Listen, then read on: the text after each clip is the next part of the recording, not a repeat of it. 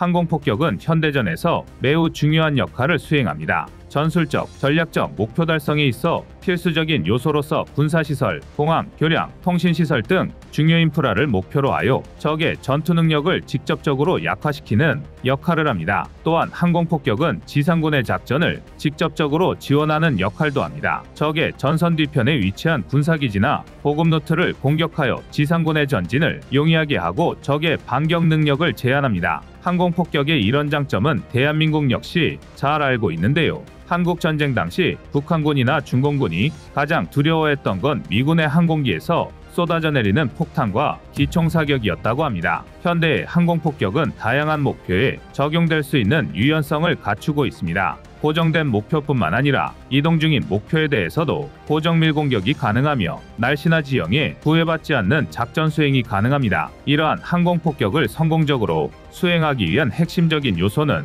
두말할 것도 없이 항공폭탄입니다. 항공폭탄의 중요성과 효과는 전쟁의 역사 속에서 수없이 증명되어 왔습니다. 특히 육로를 통해 대규모 기갑 전력과 병력들을 밀어넣을 수 있는 북한과 중국에 대비해야 하는 대한민국에게 항공폭탄의 중요성은 더욱 부각될 수밖에 없는데요. 그래서 준비했습니다. 오늘은 초기의 원시적인 형태에서 첨단 스마트 무기로 진화한 항공폭탄과 대한민국이 개발해 운용하고 있는 항공폭탄에 대해 알아보겠습니다.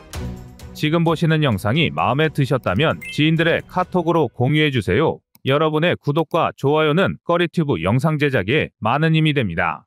최근 CNN 보도에 따르면 러시아의 FAB-1500 공대지 유도폭탄이 우크라이나군에 큰 위협이 되고 있습니다. FAB-1500은 옛 소련 시절 제작된 구식 중력폭탄 KAB-1500을 개량한 모델로 무게가 1.5톤에 달하며 폭발 시 땅에 지름 15m의 구멍을 낼 수 있을 정도로 강력한 파괴력을 자랑합니다. FAB-1500 유도폭탄은 항공기에서 투하되며 투하 후 날개가 펴지고 유도 시스템에 따라 활공하여 목표물을 타격합니다. 사거리는 60에서 70km에 달해 우크라이나군 방공망 밖에서도 목표물을 타격할 수 있는 능력을 갖추고 있습니다. 포병 전력 등에 중점을 두던 러시아군이 FAB-1500까지 사용하는 것은 어마어마한 파괴력 때문이라고 알려져 있습니다. 게다가 파괴력에 반비례하는 저렴한 비용도 러시아군이 FAB-1500을 꺼내든 중요한 이유 중에 하나입니다. 러시아는 우크라이나와의 전쟁이 이어지면서 옛 소련 시절 개발된 낡은 폭탄들의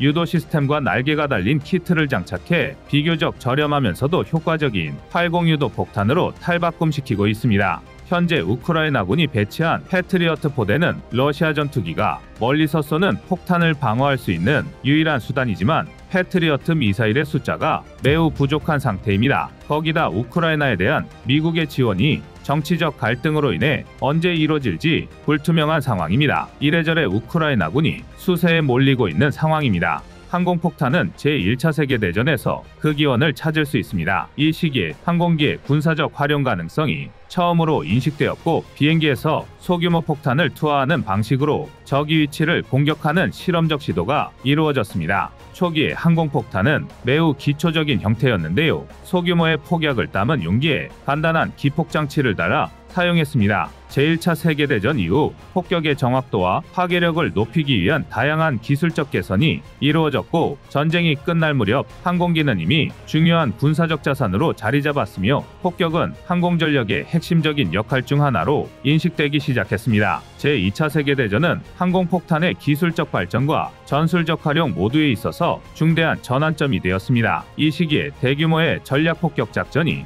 행해졌으며 고도로 발달된 폭탄과 폭격기가 대거 도입되면서 폭탄의 종류도 다양해졌습니다. 또한 폭격의 정확도를 높이기 위해 낙하산을 이용한 저속폭탄 투하 방법과 같은 새로운 기법이 개발되었습니다. 제2차 세계대전 이후 냉전 시대부터는 정밀유도 폭탄이 개발되었고 이로 인해 폭격의 정확도가 크게 향상되었습니다. 이러한 정밀유도 폭탄은 레이저, GPS, INS 등 다양한 유도 기술을 사용하여 특정 목표물에 대한 고정밀 타격이 가능합니다. 그러나 초기에 항공폭탄 명중률은 형편없었습니다. 폭탄의 유도 기능이 없었기 때문인데요. 아무리 목표물의 조준을 정확히 해서 투하한다고 해도 폭격기의 고도, 속도, 바람의 방향 및 강도 등 다양한 요소의 영향을 받아 폭격기에서 투하한 항공폭탄이 한 번에 목표물을 파괴하는 경우는 거의 없었다고 해도 무방합니다. 그래서 제2차 세계대전 당시에 등장한 것이 융단폭격과 급강하 폭격기입니다. 융단폭격은 대규모의 폭탄을 넓은 지역에 걸쳐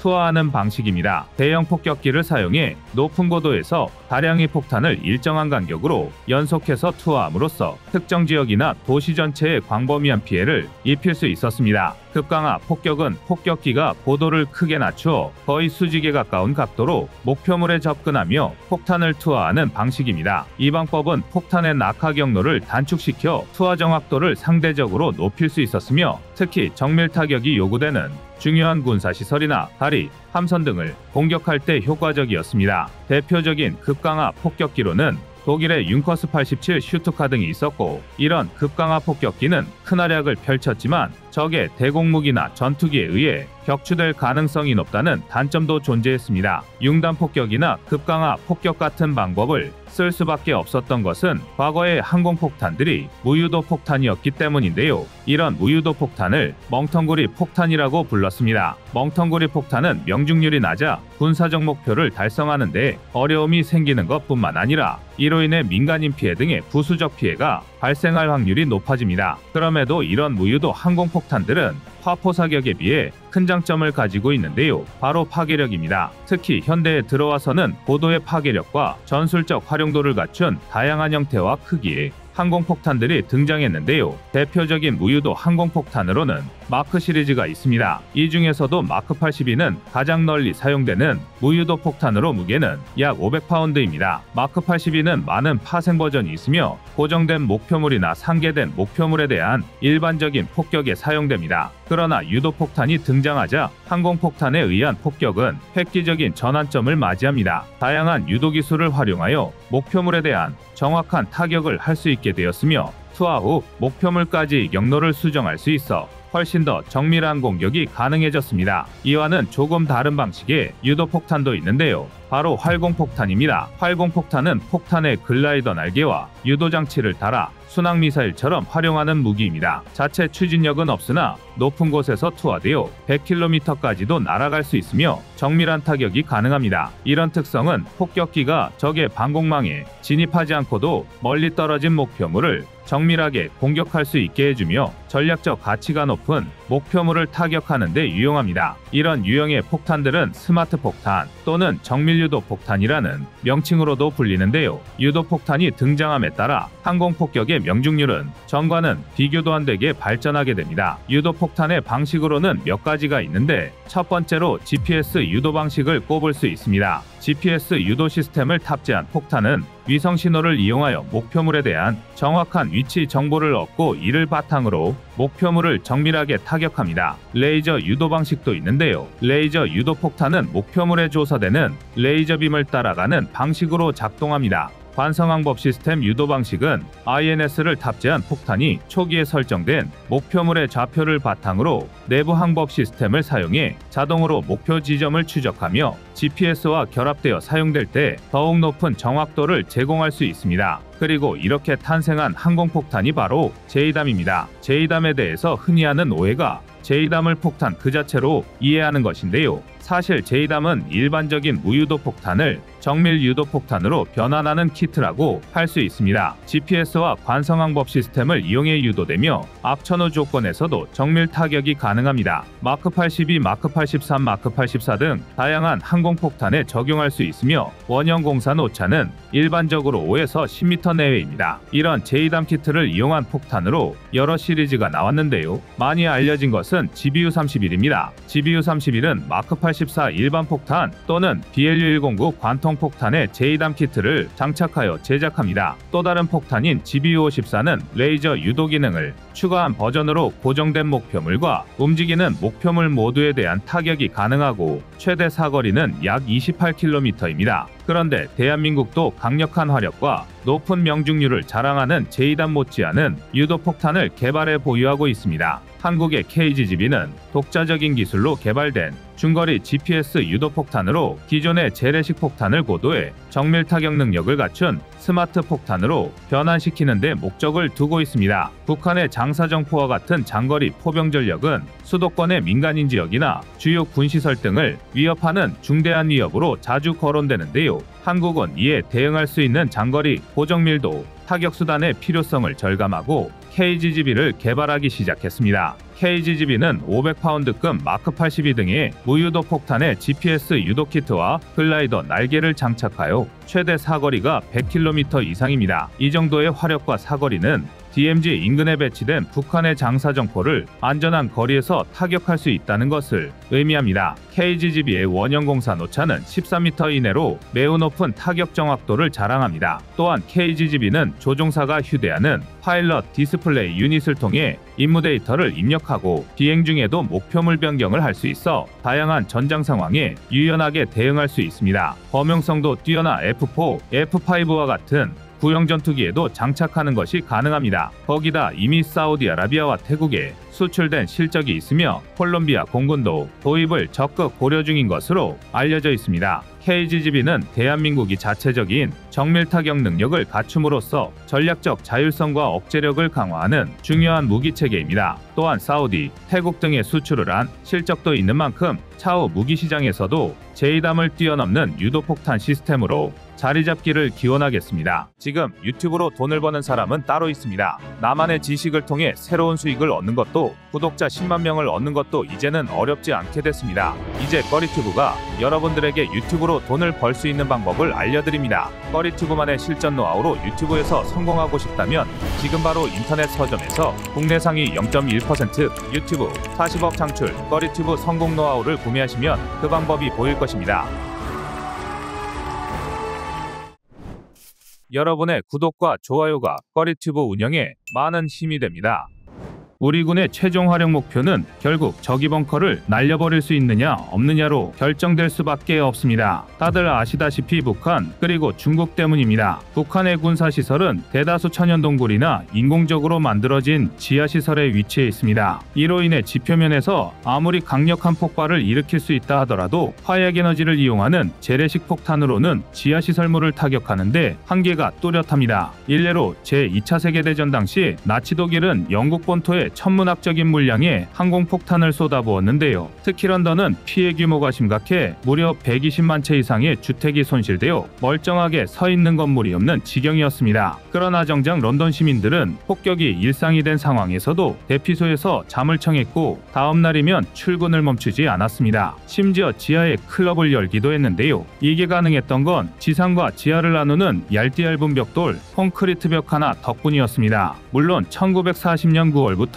1941년 5월까지 이어진 영국 대공습 기간 약 4만 3천 명의 민간인이 폭발에 휩쓸려 유명을 달리했고 13만 9천 명이 부상을 입었으며 영국 전역에서 약 200만 채의 건물이 파괴되는 등 피해가 전혀 없었던 것은 아니지만 그래도 결국 영국은 살아남아 승리했습니다. 이제 문제는 유사시 대한민국이 어떻게 북한의 지하군사 시설을 파괴하냐는 건데요. 당연한 얘기지만 아무리 북한이라 하더라도 제2차 세계대전 당시 영국의 민간 건축물과 현재 북한의 지하군사 시설은 비교 자체가 민망할 정도로 방어력에서 엄청난 차이를 보입니다. 북한의 군사시설 추정도를 보면 흙과 암벽 강화 콘크리트가 폭발의 충격을 상당히 효율적으로 흡수하기 때문에 일반적인 항공폭탄 등으로는 파괴가 불가능합니다. 북한은 이미 수십 년 전부터 대한민국의 정밀유도무기 타격에 대비해 휴전선과 평양 인근을 비롯해 북한 전역의 지하기지와 동굴진지를 확보한 상태입니다. 그 종류만 해도 장사정포와 다연장 로켓, 미사일부터 전쟁의 비물자와 민간인 대피 등 다양한데요. 우리 군의 전술정찰기와 미국 첩보위성 등이 수집한 정보에 따르면 대한민국의 미사일 전력이 강화될수록 북한 또한 자신들의 지하기지 방어벽을 보강하기 위해 작업을 벌이고 있습니다. 실제로 이 보강 작업의 용도로 보이는 지름 약 3m에 높이는 수십 미터에 육박하는 초대형 콘크리트 구조물이 발견되기도 했는데요. 또한 최근에는 우리 군에서 농업기계 공장으로 위장한 북한의 국방시설 공장을 포착하기도 했습니다. 평상시에도 무려 2만여 명이 근무 중인 이 공장은 허술한 외부 모습과 달리 지하에 수십 킬로미터 길이의 통로를 갖추고 있는 것으로 파악되는데요. 총 규모는 축구장 25개 넓이 약 17만 6천 제곱미터에 달할 것으로 추정됩니다. 서울 잠실야구장 4개가 들어갈 수 있는 초대 규모의 군사장비 생산시설이 지하에 존재하는 셈입니다. 이처럼 북한은 기본적으로 사회 시스템이 모두 전쟁을 위해 돌아가는 전쟁준비국이다 보니 기반시설 자체가 전시 상황을 대비해 설계된 경우가 많습니다.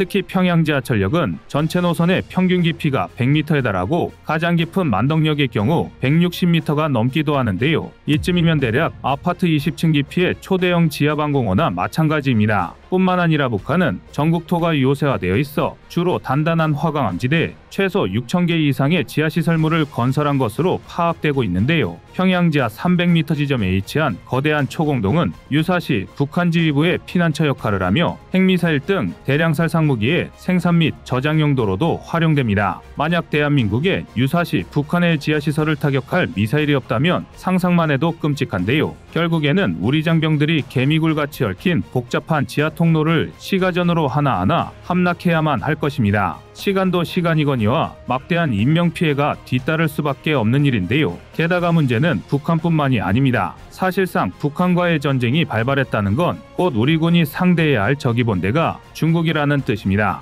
그런데 중국은 북한보다 한술 더 떠 넓은 영토를 이용해 잠수함부터 미사일 시스템에 이르기까지 대다수의 군사용 시설을 지하에 은닉하고 있습니다. 그 규모는 심지어 군사위성이 아닌 상업용 저해상도 위성으로도 포착이 가능할 정도로 광범위한데요. 실제로 최근 중국의 7,000톤급 공구사명 핵잠수함이 하이난 성일인 해군기지 지하정박지에서 빠져나오는 장면이 민간 상업용 위성에 포착되어 국제적 이슈가 되었습니다. 이 지하정박지는 오직 해저를 통해서만 접근할 수 있으며 잠수함 건조와 보수시설 역할을 모두 수행할 수 있는 것으로 추정되는데요. 상황이 이렇다 보니 대한민국 입장에서는 적의 지하전략 목표를 쪽집게처럼 초정밀 타격할 수 있는 강력한 지하관통 미사일, 통칭 벙커버스터가 필수적일 수밖에 없습니다. 벙커버스터는 애초에 설계 목표부터가 지상의 목표물이 아닌 지하시설 또는 요새화된 표적과 같은 강화 구조물을 관통하도록 개발되었습니다. 문제는 일반적으로 관통력과 폭발력을 증가시키기 위해 기존 폭탄유보다 훨씬 크고 무겁다는 건데요. 예를 들어 벙커버스터의 대명사격인 GBU-28의 경우 1차 탄두가 지면과 닿는 순간 폭발해서 구멍을 뚫고 2차 탄두가 지하 깊숙이 침투해 들어가는 원리로 형태 자체가 지하시설 관통에 최적화된 긴 송곳 모양인데다 중량은 2.1톤에 달합니다.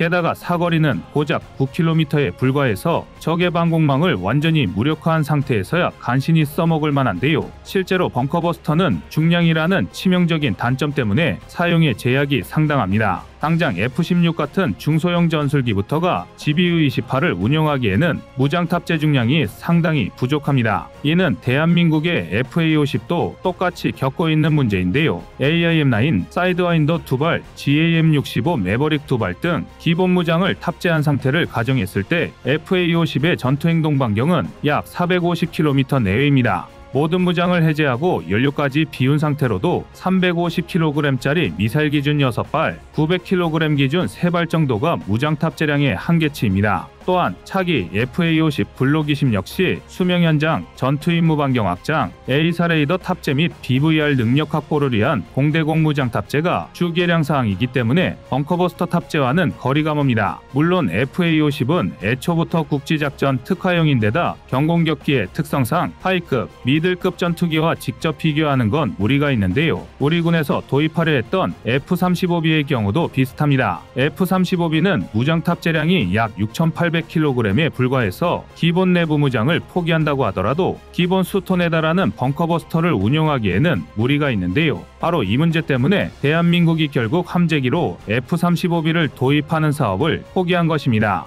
그리고 이에 대한 대안으로 등장한 게 바로 KF-21인데요. KF-21은 우리 손으로 우리 군의 실정에 맞게 개발한 국산 전투기인 만큼 대한민국 안보 상황에 최적화된 무장을 탑재할 수 있습니다. KF-21의 최대 무장 탑재량은 약 7.7톤에 육박하는 데다 국산, 미국, 유럽의 모든 무장을 통합한 덕에 폭넓은 무장 운용이 가능한데요. 그중 하나가 장거리 공대지유도탄 1차 사업으로 도입한 독일의 KEPD-350 타우러스입니다. 사거리만 500km에 이르는 타우러스는 방공망 제압에 앞서 스탠드오프 타격이 가능할 뿐만 아니라 최대 6m 두께의 강화 콘크리트까지 관통할 수 있습니다. 그러면서도 무게는 고작 1.4톤 남짓에 불과한데요. 문제는 6m라는 적지 않은 관통력이 고작이라고 보일 만큼 적의 군사시설이 지하 깊숙이 배치되어 있다는 점입니다. 공대지 유도탄 2차 사업부터 도입될 국산 장거리 공대지 미사일의 경우 개발 과정에서 타우러스보다 사거리, 위력면에서 더 높은 기대치를 보이고 있지만 그마저도 충분히 만족스럽지는 않은데요. 그렇게 초강력 벙커버스터의 필요에 의해 개발된 게 다름 아닌 현무5입니다. 무려 8-9톤에 육박하는 현무5의 탄두 중량은 현존하는 미사일 중 전 세계에서 가장 무거운 탄두입니다. 전문가들은 핵탄두를 제외한 재래식 탄두 중 세계 최고 수준의 위력으로 현무5를 평가하고 있는데요. 쉽게 말해 비핵 국가 중 대한민국이 세계 1위의 화력을 보유하고 있는 셈입니다. 더군다나 이러한 고위력 탄도미사일의 경우 충분한 운동에너지를 확보해야 하므로 30에서 45도 이내의 정상각도보다 훨씬 높은 고각으로 발사하게 되는데요. 그럼에도 불구하고 현무5는 최근 발사 실험에서 350km의 거리를 비행해 제주도에 위치한 해상 표적을 정확히 타격하는 데 성공했습니다. 실제로 현무5는 무려 마하 10에서 12에 달하는 엄청난 하강 속도를 가지고 있음에도 CAP가 고작 3m 이내에 불과합니다. 게다가 기본 사거리는 약 600km로 이는 북한 전역을 사정권 내에 두겠다는 의미인데요. 여기에 탄두 중량을 줄이면 최대 사거리가 3000km까지 기하급수적으로 늘어납니다. 물론 이 경우 위력은 줄어들겠지만 지상의 목표물 타격에 한해서는 중국 전역을 사거리 내에 둘 수 있는데요. 그래봐야 핵미사일만 못하다라고 말씀하실 수도 있지만 현무5의 관통력은 철근, 콘크리트 기준 100m, 일반 대지의 경우 무려 300에서 400m에 육박합니다. 이건 감탄을 넘어 거의 경이로울 수준의 위력인데요. 단적으로 일반적인 전술핵 무기가 영향을 미칠 수 있는 지하의 깊이는 50m가 채 되지 않는데요. 아닌 게 아니라 대한민국에서 가정한 핵피격 시 대피요령에 따르면 4, 5층 건물 깊이인 지하 15m 아래로만 내려가도 핵폭발의 영향을 받지 않을 수 있습니다. 이와 비교하면 현무5의 관통력은 무서울 정도인데요. 일각에서는 강대국의 틈바구니에서 대한민국이 핵무기를 보유하지 못했음을 비관하지만 아주 객관적인 시각으로 봐도 우리 군의 화력은 이미 핵무기 수준을 뛰어넘었습니다. 더군다나 현무5는 무차별적인 민간인 피해를 유발하는 핵미사일과 달리 압도적인 명중률로 적의 전략 거점만을 쪽집게 타격할 수 있습니다. 이쯤 되면 오히려 처지를 비관해야 할 쪽은 대한민국의 적성국들일 것 같은데요. 여러분의 생각은 어떠신가요? 이상 꺼리튜브였습니다.